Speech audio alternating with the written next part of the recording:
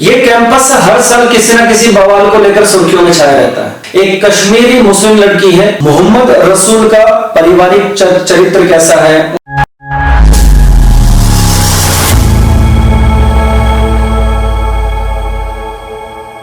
नमस्कार मित्रों, national institute of technology Srinagar, जिसको साल में 4,820 करोड़ रुपए 2023-24 के लिए भारत सरकार के द्वारा दिए गए, जो हमारे और आपके टैक्स का पैसा है। किस लिए दिए गए? ताकि वहां से कुछ युवक निकलें, सभ्य समाज का निर्माण करें, देश का निर्माण करें, देश की उन्नति में सहायक बने। ये कैंपस हर साल किसी न किसी बवाल को लेकर सुर्खियों में छाया रहता है। इस बार उन्होंने फिर से बवाल किया, और ये बवाल क्या है इसके बारे में ठीक ठीक जानने का प्रयास करते हैं। प्रथमेश शिंदे नाम का एक महाराष्ट्रीयन युवक है, वहां पढ़ता है। एक कश्मीरी मुस्लिम लड़की है जो वहां उसके साथ मित्रता में है।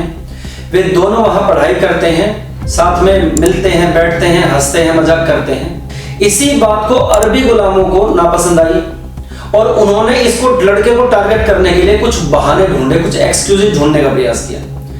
आज के युग में हजारों वीडियो इंटरनेट मीडिया पर सर्कुलेट होती है। उन हजारों वीडियो में से एक वीडियो प्रथमेश शिंदे के पास भी आया। उसने उस विचारों से सहमत हुआ तो उसने उसको इंस्टाग्राम पर अपलोड कर दिया। ये उसकी स्वतंत्रता, संविधान ने उसको आजादी दे रखी है कि वो जिन विचारों से सहमत है उनको अपलोड कर सकता है। वीडियो का कंटेंट उसने नहीं बनाया, ना उसने स्क्रिप्ट लिखी, ना उसने रिकॉर्ड किया, ना उसने अपलोड किया। वीडियो 2012 में अमेरिका के अंदर शूट हुई, रिकॉर्ड हुई, पर अब वो प्रचारित हो रही है। वीडियो को बनाया मौसब हुसन यूसुफ ने, जो कि हमास के शेख हसन यूसुफ का बेटा है। और उसने बचपन से पढ़ा, सीखा, जाना, अनुभव किया, उन्हीं हदीसों के, सुन्नत के विचारों को उसने एक्सपोज किया।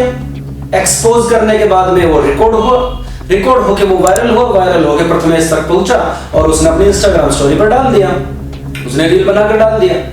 अब इसी बात का कि उसने ऐसा क्यों अपलोड किया, इसके लिए मोहम्मद का नाम लेकर कश्मीर के श्रीनगर के अंदर वहां पर हजारों लोग, स्टूडेंट इकट्ठे हो गए। लब्बैक या रसूलल्लाह लब्बैक, इस प्रकार के प्रोसेस से वहां नारे लगाए जा रहे हैं कि इस लड़के को छोड़ेंगे नहीं, उसको मारने की धमकी दी जा रही है। लड़की का कोई अता पता नहीं है कि लड़की के साथ उन्होंने क्या कुछ कर दिया है या उसका कहीं पर भेज दिया गया है। अब सबसे पहले बात करते हैं कि इस टारगेट को करने के लिए पीछे क्या लक्ष्य है। पहला, सभ्य समाज के अंदर से जब किसी एक को शिकार किया जाता है, टारगेट किया जाता है और सफलतापूर्वक वो उस टारगेट में सफल हो जाते हैं, उसको लक्षित करने में, तब सभ्य समाज के अंदर जो लोग हैं वे डिमोरलाइज होते हैं, हतोत्साहित होते हैं, क्योंकि उनके बीच से निर्दोष मासूम बच्चा टारगेट कर लिया गया। दूसरा, जो कश्मीरी लड़कियां अपने आसपास के माहौल से पीड़ित हैं, प्रताड़ित हैं, वे हिंदू सभ्यता के अंदर अपना भविष्य देख रही हैं। उनको आतंकित करना और उनको हैरेसमेंट करना ताकि मुस्लिम लड़कियां हिंदुओं से बातचीत ना करें और वे अपना भविष्य हिंदू सभ्यता के अंदर ना देखें। अरबी गुलाम यही चाहते हैं कि वे अपने चाचा, फूफा, मामा, ताऊ, इस प्रकार के लड़कों के अंदर ही अपना भविष्य देखें और जिंदगी भर उनकी आंख का तारा बनकर रहे, क्योंकि जीवन भर वो उनसे टारगेट पर ही रहेगी। शादी होने के बाद भी टारगेट पर रहेगी, शादी से पहले भी टारगेट पर रहेगी। तो वे लड़के इस बात को भली भांति जानती हैं कि हमें यहाँ पर हमारा भविष्य हमेशा असुरक्षित रहेगा, हम केवल भोगी की वस्तु रहेंगी, हमको दूसरे उनके बीच में जाना है जहां हमें शक्ति के रूप में पूजा जाएगा, हमारी पूजा करी जाएगी। हिंदू सभ्यता में तो एक के साथ ही जीवन काटना है, वहां तो यही नहीं पता कि कितनों के साथ जीवन काटना पड़ जाएगा उन्हें। कोई भी आएगा, बंदूक की नोक पर आएगा, लालच में आएगा, हलाला में आएगा, अलग अलग जगह पे जाएगा। तो वे लड़कियां उस तरफ ना जाए, इसके लिए भी उस लड़के को टारगेट किया गया। इससे पहले दिल्ली में अंकित सक्सेना को टारगेट किया गया था। ऐसी ही वीडियो पोस्ट अपलोड करने के ऊपर गुजरात के किशन भरवाड़ को भी टारगेट किया गया था। तो ये एक स्ट्रेटजी का पार्ट है। तीसरा टारगेट क्या है, तीसरा लक्ष्य क्या है इस प्रकार के शिकार को करने के लिए? ऐसे बवाल करके पॉलिटिकल स्पॉन्सरशिप के द्वारा असभ्यता का प्रभुत्व, डोमिनेंसी उस क्षेत्र पर बरकरार रखने के लिए हर 6 महीने में इस प्रकार का बवाल किया जाता है। तो कोई ना कोई बहाने ढूंढे जाते हैं। कभी क्रिकेट का बहाना ढूंढेंगे, मैच हार गए या जीत गए। कभी राम मंदिर का बहाना ढूंढेंगे, बन रहा है या नहीं बन रहा। कभी सीएए का बहाना ढूंढेंगे, कभी किसी चीज का बहाना ढूंढेंगे, केवल अपनी डोमिनेंसी बरकरार रखने के लिए। इससे पहले 2022 में भी इसी प्रकार से उन्होंने क्या किया, एशिया कप हो रहा था तो वहां पर हिंसा ना भड़क जाए तो वहां ग्रुप में मैच देखने के लिए 5,000 का जुर्माना किया गया था, ताकि ग्रुप में ना देखा जाए और हिंसा ना भड़क जाए। 2016 में जब वेस्ट इंडीज ने सेमीफाइनल में भारत को हराया, उस समय पर भी वहां पटाखे जलाए गए थे। अरबी गुलामों ने हिंदू हॉस्टलों के ऊपर अटैक किया था, हिंदू छात्रों को झुंड बनाकर पीटा गया था, उन्हें वहां से भगाने के लिए उन्हें वहां से प्रताड़ित किया गया था। ये सारी घटनाएं 2016 में हुई। वहां के विद्यार्थी और वहां के लोकल ये भी बताते हैं कि 2011 में जब वर्ल्ड कप T20 हो रहा था और भारत जीत रहा था, तब भी यहां अरबी गुलामों की भीड़ ने हिंदुओं के ऊपर अटैक किए थे, हिंसा की गई थी।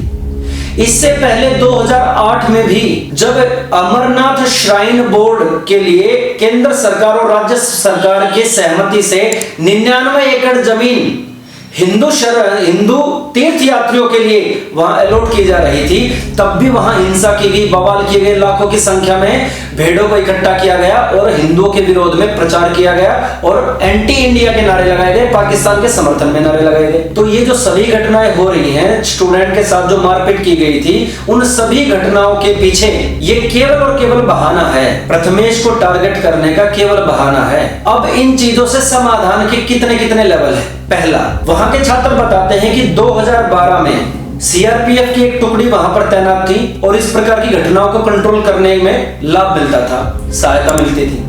2012 से सीआरपी की वे सारी टुकड़ी वहां से हटा दी गई। सरकार के एंड पर क्या किया जा सकता है? सरकार के पास में रेवेन्यू है, सेना है, मैन पावर है, पैरामिलिट्री है। सरकार एक पैरामिलिट्री मिलिट्री की कोई टुकड़ी ऐसे कैंपस के अंदर डाल दीजिए, जैसे केवीएस के सारे स्कूल्स मोस्टली आपके सिक्योरिटी कैंपस के अंदर है, ऐसे ही एनआईटी, जेएनयू, जादवपुर, इस प्रकार के बवाल काटने वाले जितने कैंपस हैं, वहां एक आप कंपनी डाल दीजिए, ताकि वहां इस प्रकार की हिंसात्मक घटनाओं में किसी की जान माल का नुकसान ना हो। दूसरा उपाय क्या है? दूसरा उपाय यह है, कैंपस के अंदर जो लोकल स्टाफ है, जो वहां की अंदर की अपडेट्स इंफॉर्मेशन बाहर लीक करता है, उस लोकल स्टाफ को वहां से हटाकर नॉन लोकल स्टाफ को वहां पर रिक्रूट किया जाए, ताकि इस प्रकार की अंदर की आंतरिक समस्याओं के लिए कैंपस अपने आप ही डील कर ले, बाहर की किसी प्रकार का पॉलिटिकल इंटरफेयर ना हो सके। तीसरा समाधान क्या है? तीसरा समाधान यह है हाईटेक टेक्नोलॉजी के द्वारा वहां जितने भी स्टूडेंट्स हैं उनकी सोशल एक्टिविटीज को मॉनिटर किया जाए और उससे कि क्या नेगेटिव इंपैक्ट हो सकते हैं, इसको रोकने के समय पर कोई प्रयत्न किए जाए। इसके लिए सावधान रहने की योजनाओं पर काम करना होगा, क्योंकि वहां सोशल मीडिया के द्वारा ही सबसे ज्यादा रायता फैलाया जाता है, बवाल किया जाता है। पिछले कुछ वर्षों में सोशल मीडिया के द्वारा ही वहां पर सारा का सारा नेगेटिव माहौल बनाया गया। और सबसे विशेष समाधान यह है, देश भर में रिलीजियस टॉलरेंस पैदा करना, जैसे श्री राम, श्री कृष्ण, छत्रपति शिवाजी महाराज और अनेक महान पुरुषों के जीवन चरित्र को जगह जगह, गांव गांव, शहर शहर, कस्बे कस्बे के अंदर दिखाया जाता है, बताया जाता है, प्रचार प्रसार किया जाता है। ऐसे ही जिन मोहम्मद के नाम पर इतने सारे भारत के अंदर प्रोटेस्ट हो रहे हैं, बवाल हो रहे हैं, लोगों के अंदर उसके बारे में ठीक ठीक जानकारी हो। मोहम्मद रसूल का पारिवारिक चरित्र कैसा है, उनका व्यक्तिगत चरित्र कैसा था, उनका सांगठनिक चरित्र कैसा था, उनका सामाजिक चरित्र कैसा था, अन्य समाजों के लिए, अन्य कबीलों के लिए, अन्य देशों के लिए उनकी क्या सहिष्णुताएं थी, उनकी क्या शिक्षाएं थी, उनके क्या लक्ष्य थे, उनके क्या टारगेट्स थे, इन सभी चीजों को बताने के लिए सरकारी लेवल पर यह व्यवस्था हो, हर जगह बड़ी बड़ी एलईडी लगाकर मोहम्मद के चरित्र को सबको बताया जाए, ताकि इस प्रकार की पोस्ट से बवाल होने से रुक सके। इन सारी बातों को समाज में बताया जाना चाहिए, तभी युवा बचेंगे, तभी युवा कुछ भी गलत सलत पोस्ट करने से रुकेंगे। यदि आप हमारे प्रयासों को सपोर्ट करते हैं तो हमें वीडियो बनाने में और आसानी होगी। इस वीडियो को अपने मित्रों को, संबंधियों को, अपने आसपास के सर्कल के नेटवर्क के लोगों को पहुंचाएं और हमारे इस प्रयास में अपना योगदान दें। धन्यवाद।